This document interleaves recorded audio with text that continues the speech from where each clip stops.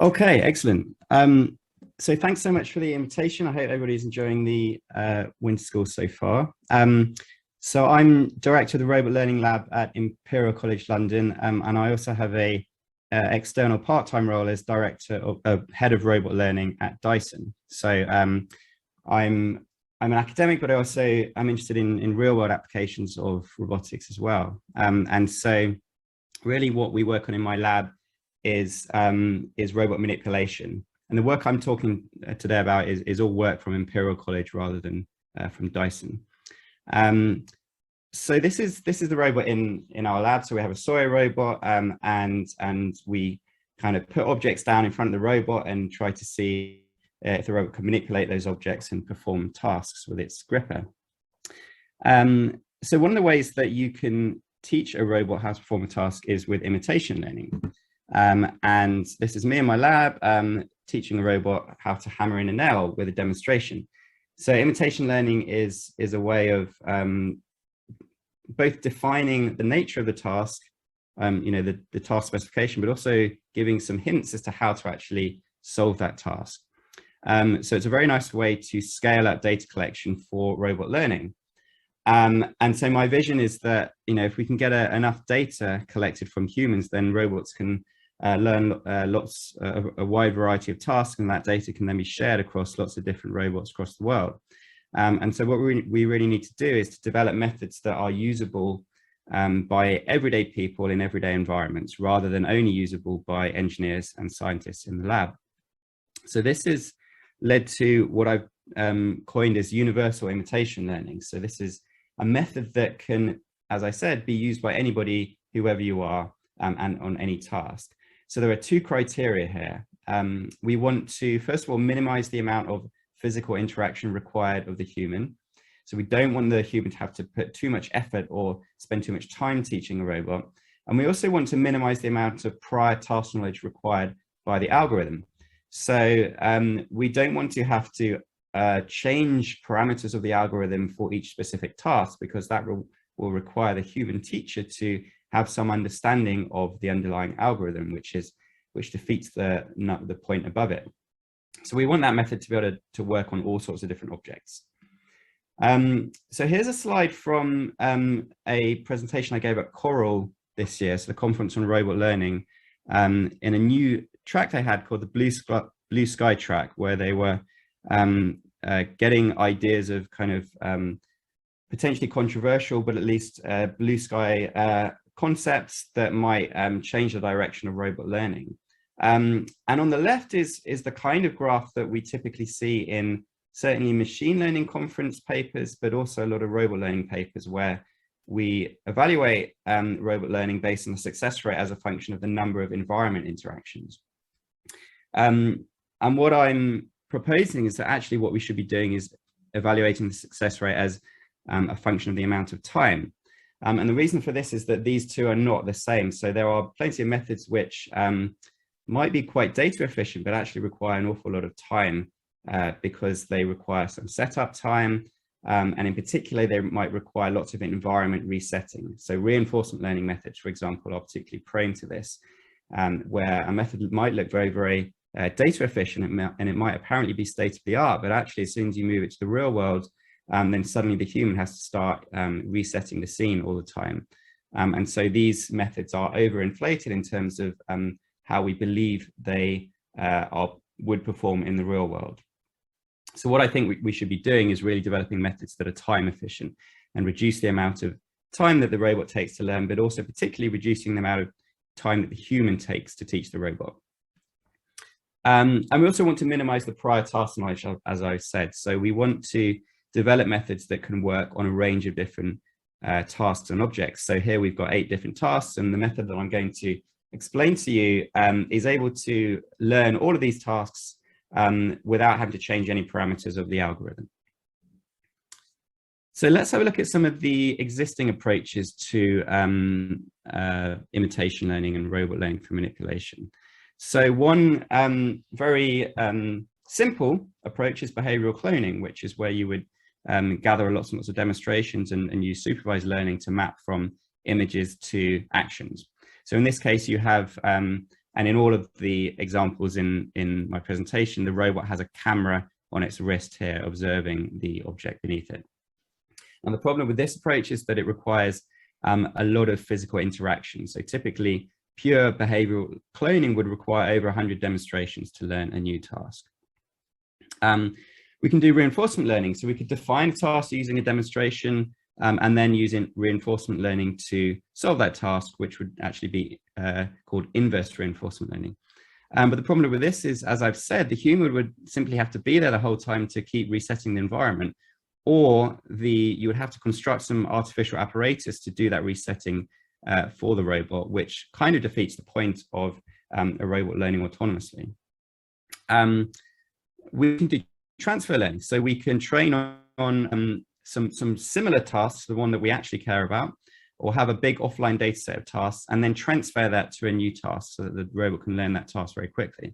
This is a very appealing idea, and there's lots of work in meta learning and offline reinforcement learning in this space, but it does require the test time tasks that you actually want to train on to be very similar to those tasks that you've already trained on in advance. So that doesn't allow you to arbitrarily teach an arbitrary new task without that task being similar to some other tasks that the robot already knows about. And finally, we could engineer the state representation. So for example, we could place fiducial markers on an object, or we could have some objects with known models and pre-trained pose estimators. And this would allow us to model trajectories in a low dimensional space, which would simplify the learning. But of course, this doesn't really work for arbitrary objects because we don't have models for those objects, and objects don't come with artificial markers on them. So what we've been working on is a method that solves both of these criteria. So it's a method that has low physical interaction requirements from the human. The human only requires one demonstration of the task, and there's no environment resetting required by the human. And it also requires low prior task knowledge. So it works entirely on novel objects, and you don't need to change any of the algorithm parameters based on the particular task that you're trying to teach. And it's based on the method is called Coarse-to-fine, and it's based on this idea of a bottleneck. And the bottleneck is what we define as the point at which the gripper starts interacting, and when the gripper moves towards the object through this blue arrow, it doesn't really matter what the trajectory is. And so that can just simply be a straight line, and we can solve that part of the task using planning in kinematic space of the robot. And then once the robot reaches the bottleneck, it can simply repeat the human demonstration task. So the idea is that as long as the robot aligns itself with the bottleneck during testing accurately with respect to the bottleneck during training, then repeating that human demonstration is sufficient to actually solve the task. So let's have a look at how we actually train that. There are 3 stages. So the first stage is that we would record a single human demonstration. And that's all the human has to do for my method. The human can step away and everything else is fully automated. The robot will then collect a data set of images. So the robot has a camera mounted to its wrist, and the robot will move around the object and build up a data set of images and then train those images to predict where the bottleneck is. So it's a self-supervised data set. It doesn't require physical interaction with the objects, there's no environment resetting, and the robot will then collect a second data set, this time much closer to the object. So this is when the robot is right up to that bottleneck and really close to the object and observing the object with the camera just a few centimeters away from it. And this then allows the robot to collect a second data set. So then testing time, this is what happens. We kind of invert that process, and we start off by moving the robot towards the object. And we've already trained, as I said, a neural network. Tell the robot where the bottleneck is given an image. Then the robot makes one final correction to its pose based on this second neural network that we've trained using the images that are collected much closer to the bottleneck. And then finally, the robot can simply repeat that original human demonstration. And this will generalize no matter where the object is on the table, because the camera is mounted to the wrist, and therefore the object the image is a function of only the relative pose between the object and the camera, and therefore the object and the gripper. And the actions themselves are also defined relative to the end effector, and therefore your actions are going to generalize across the task space as well. So we can see some examples now of this working fully. So here are two tasks. We've got the hammering task on the left and opening a lid task on the right. And what I'm showing you is, first of all, the demonstration, and now I'm showing you the testing. So here we've got the robot moving into the objects, aligning itself with the bottleneck, and then executing the human demonstration. And you can see here that this works no matter where the object is placed on the table. And this is all trained just with a single human demonstration. So the human provides one demonstration that lasts about 3 or 4 seconds. That's the only interaction that the human has to do. The rest of it is fully self-supervised. Here are a couple more examples. So the example on the left is a really good motivation for this kind of method, because it allows very complex dynamic behavior between the robot and the objects. So this kind of scooping behavior here would be very, very difficult to train with something like reinforcement learning with an explicit policy. But by simply repeating the human demonstration, as long as that alignment with the bottleneck is accurate enough, then actually we can do some very complex maneuvers.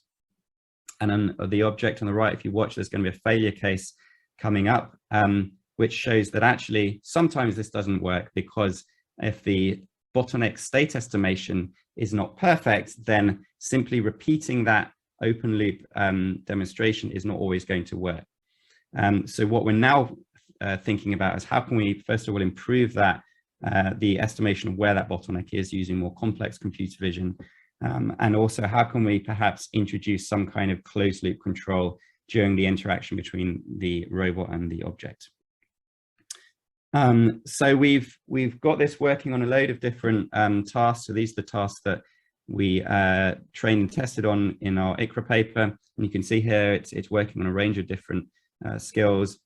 All of these trained with a single human demonstration and without requiring the human to change any parameters across the different learning algorithms for the different tasks.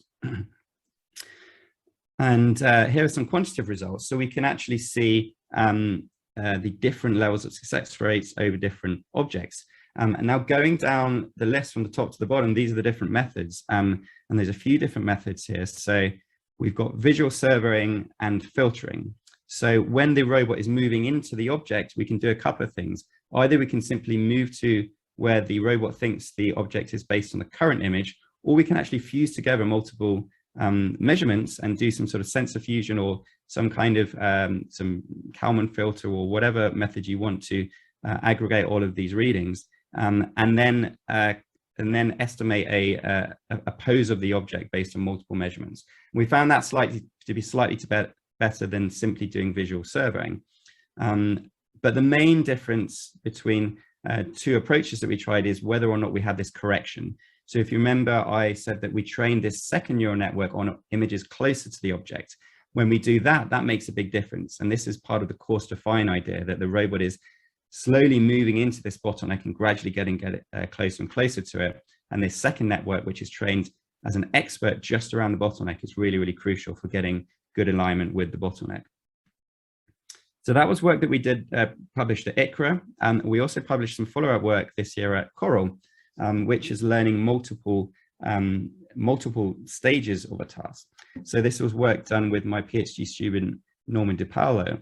And what we did here is we said, well, can we train a multi-stage task also with just one human demonstration? So a multi-stage task is, for example, here where you have the robot picking up a cup and then placing that cup on a plate. So if we follow the numbers, 1 and 2 is the human providing a demonstration. So the blue circles are the demonstrations, the red is then the robot autonomously collecting data.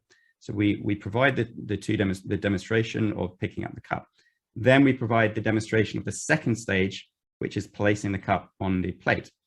Then we're going over to number 5, and the robot is going to move its gripper around the cup. Then it's going to move into the cup and replay that demonstration, a little bit like the method I showed you before, pick up that cup. Then it's going to move the cup over to the plate. We're now on 7, and it's going to move the cup around the plate so that it builds up a data set of images where the robot sees both the cup and the plate in its images. And then it's going to place the cup on the plate. And all of this is fully autonomous. So the robot can learn all of this, the 2 stages here, with just a single human demonstration. And so here are the results of this. So the robot is able to pick up the cup here and place it on the plate, no matter where the cup and plate are on the table. And one thing you'll notice here is this is actually a different robot to the one I showed you before. This is not our soy robot, and this is because this work was done with my student living in Italy during the pandemic, and he actually had to set up a robot lab himself at home. So he bought a very cheap robot arm that cost about £200, was able to still go away and do all of these experiments and get a paper published at CoRL.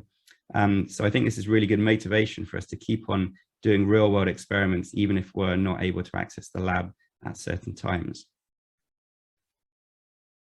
And finally, we did a live demo of this at CoRL. So I'm a big believer in actually doing live demos in front of an audience to prove that something really works. So here is another task that we trained, again with a single human demonstration. And one thing we're showing here is that the task, or the controller, is robust to distractors. So the only objects that the robot was trained on are the yellow cup and the box itself, but this sort of screwdriver and the hammer and the nails, those are distractor objects, and the robot is still able to perform this task fully autonomously from just a single human demonstration. And that's the end of my presentation. So I look forward to your questions later on. Thank you. Yeah, thank